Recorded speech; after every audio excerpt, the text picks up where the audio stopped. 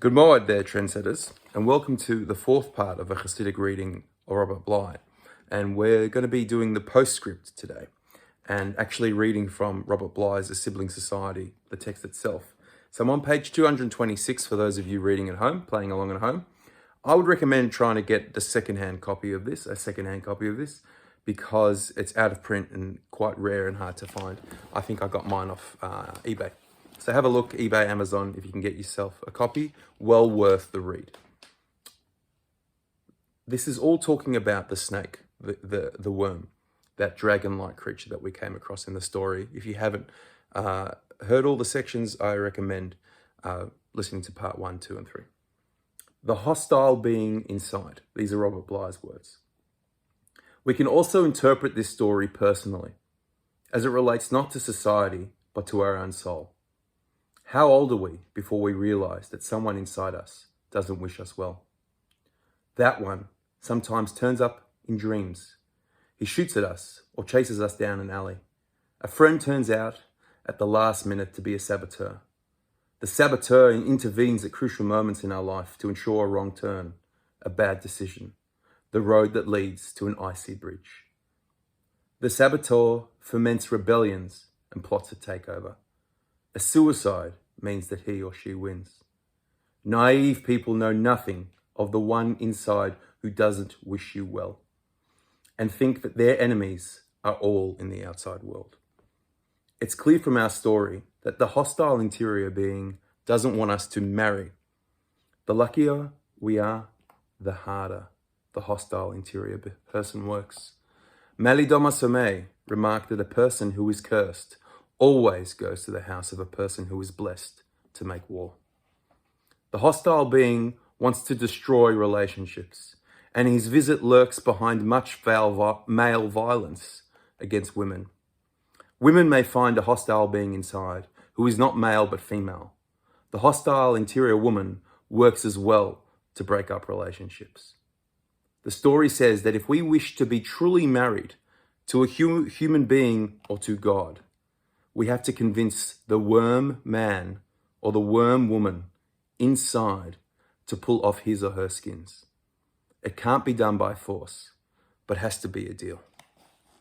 I just think those are amazing words. And you can see that Robert Bly really gets it. He really understands things, where he's juxtaposing a relationship between us and God and a husband and wife, a relationship. He gets it. He understands this stuff. And that's what makes Robert Bly, Robert Bly. And he's a one and only. I think these are really profound words. And I think these are very appropriate now in this time as we're going between Pesach and Shavuos, Pesach and Pentecost, where we're working on self-development, all of our internal middos, all of our internal attributes, our internal parts, as we count the Omer, fraught to Omer, going up to Shavuos. We're working on beautifying and rectifying these parts. In a way, are we not transforming our inner snake, our nachash, nun chet shin, and harnessing its power and beautifying it, and then turning that very being into the choshen, chet shin nun, same letters. We're just changing them around. The choshen mishpat, which was the beautiful breastplate that the Kohen Gadol, the high priest, wore in his service and when he entered into the Holy of Holies. The choshen mishpat, that beautiful breastplate, had 12 stones, each one representing one of the tribes. And is it interesting that the 12 stones correspond to the 12 brides that were destroyed by the worm, by the snake, by the dragon, until the 13th bride came along and rectified everything? I think life and I think marriage is about coming to terms with our own inner worm, our own inner snake, our own inner demons and inner parts that sabotage our relationship, whilst also being mindful of the existence and potential existence of those very same or similar parts in our partner. And when we encounter problems in our relationship, rather than getting angry and rageful, we need to be compassionate and curious as to what's going on in those snake parts of ourselves and our partner, and ask from them compassionately and curiously and courageously to remove their layers.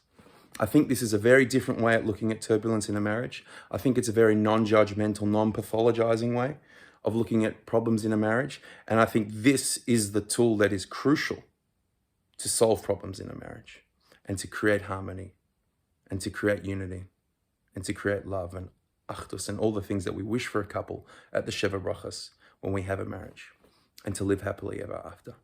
I think these are inspirational words. I think these are wise words. And I think these are words that we can attempt to live by and pursue. So wishing you all a Chag Sameach and a meaningful time right now in the Moed and in the weeks to come as we're developing and exploring our inner midos, our inner parts. All the best. Stay curious and stay Chassidic.